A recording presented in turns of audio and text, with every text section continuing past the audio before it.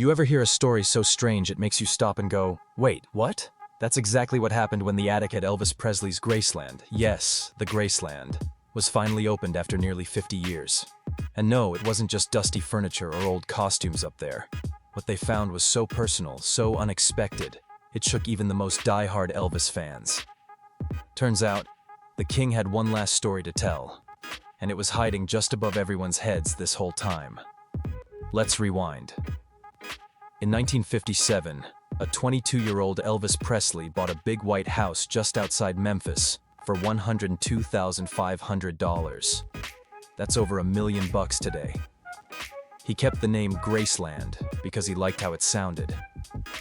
At first, it was just a home, a place where he could unwind, ride horses, and hang with his pet chimp Scatter, who, by the way, wore tiny outfits and stirred up chaos at parties.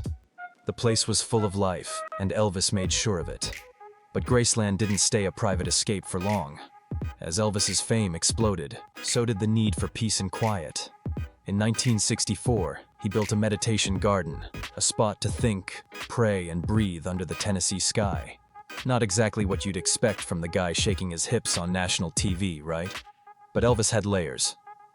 While downstairs showed his flashy side, the jungle room, green shag carpets, custom furniture that looked like it belonged on a tropical island, the garden showed something quieter.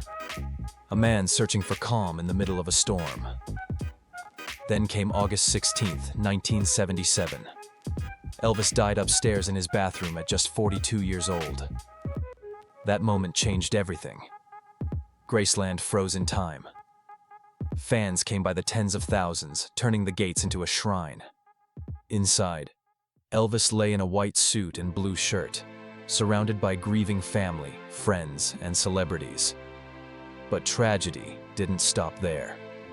2 nights later, someone tried to steal his coffin. After that, his father Vernon moved Elvis's remains to the meditation garden. Graceland became a fortress. Security, alarms, restricted rooms. Most of all, the second floor and attic, completely sealed off. No one went up there, ever. When Graceland opened for tours in 1982, fans could see a lot. The kitchen where Elvis cooked those peanut butter and banana sandwiches, his pool room, even his grave. But not the staircase. Tour guides gave the same answer. Out of respect for the family. It became legend. What was so sacred upstairs that no one could see it? Some thought it was preserved exactly as he left it. Others whispered that someone, maybe even Elvis, was still up there, hidden away from the world. Things stayed quiet until 2024, when something strange happened.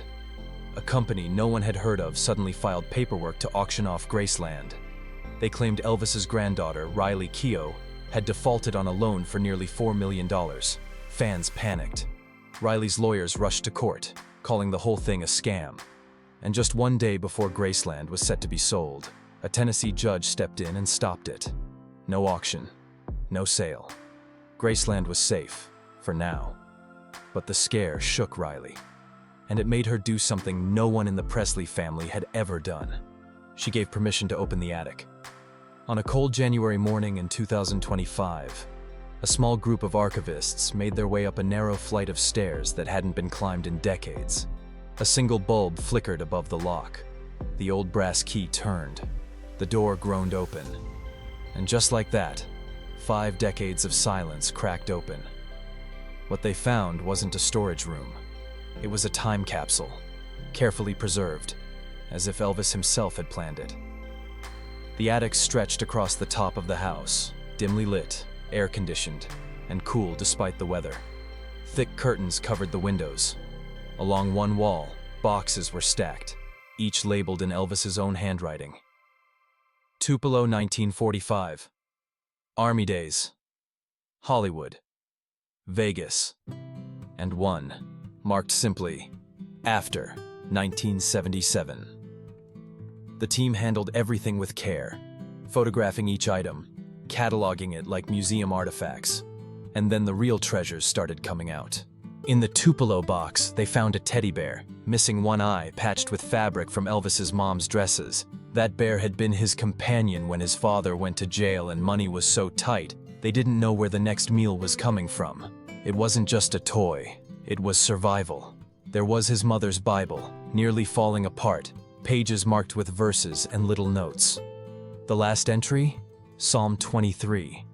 Scribbled just days before he died. In the Hollywood section, they uncovered a leather jacket from Jailhouse Rock. Inside the pocket, a note. Wear when you need to disappear. Elvis, it seemed, was always looking for an exit from fame. Just a moment to breathe. Stacks of books showed a different Elvis than the world knew. Books on meditation, reincarnation, the afterlife. He wasn't just the king of rock. He was a seeker, trying to make sense of something bigger than the stage. And then, the tapes. Reel-to-reel recordings labeled Practice Sessions, 1976. This wasn't studio magic. This was raw Elvis, experimenting with gospel, blues, even some strange early electronic stuff. You could hear him fumbling, trying again, humming half-finished melodies. Then came a version of Unchained Melody, just his voice, no piano, no orchestra. Cracked, trembling, beautiful.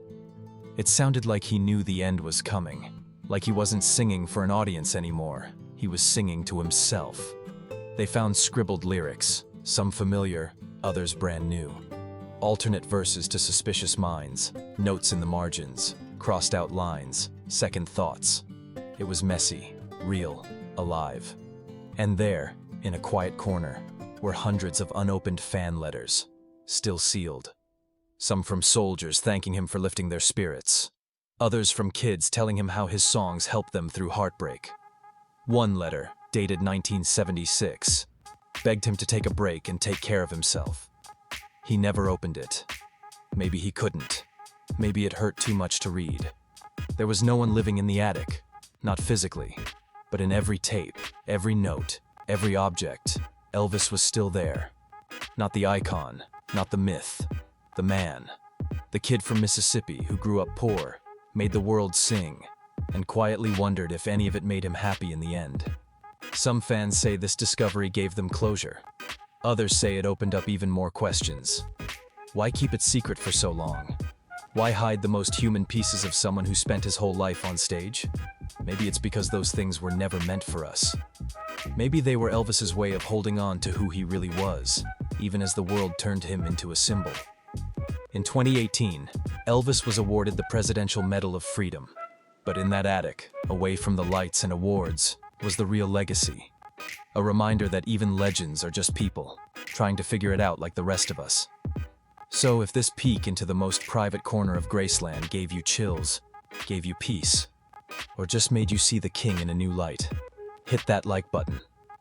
Leave a comment. And if you want more stories like this, don't forget to subscribe. Because sometimes, the best stories are the ones we almost missed, hidden in the attic, waiting for someone to listen.